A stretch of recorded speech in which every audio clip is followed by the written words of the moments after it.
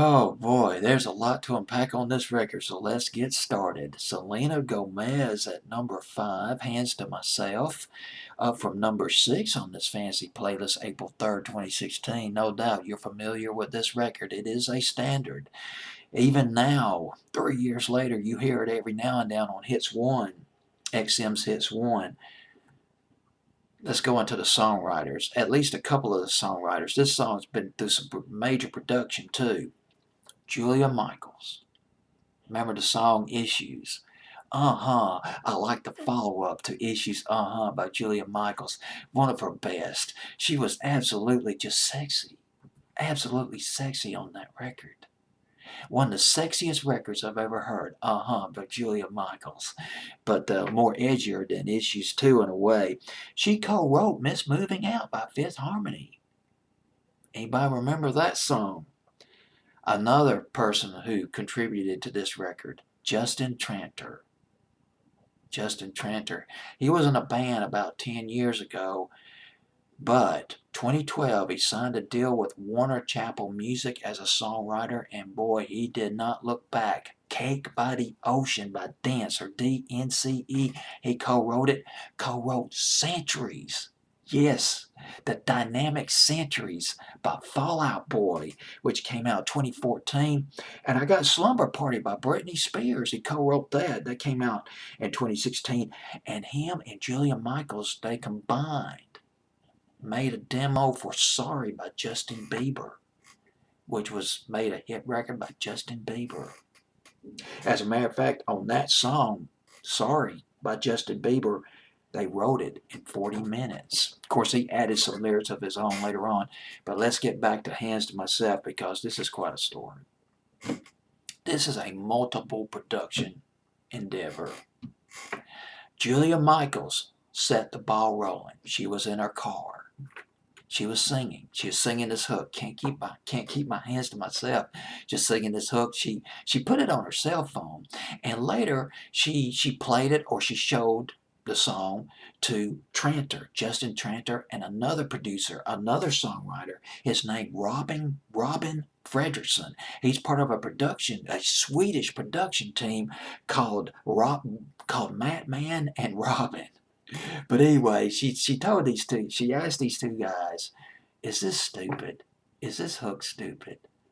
I think this is something that could be really cool. And they agreed. Matt Man and Robin, they produced it. And basically the demo was produced in a day. They believed in it. But they told Selena Gomez, look, we got this demo,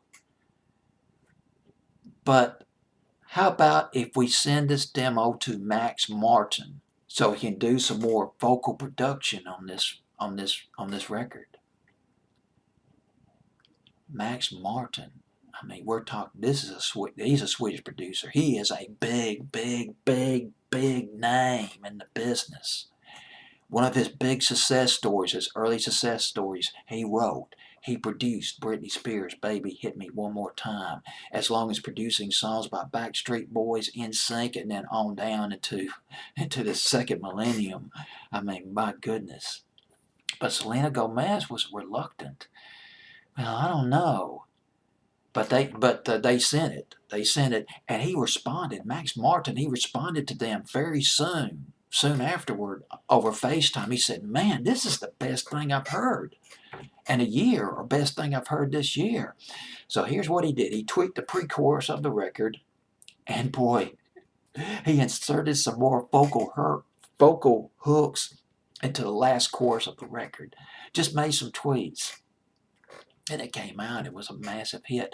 Now, another thing about this record,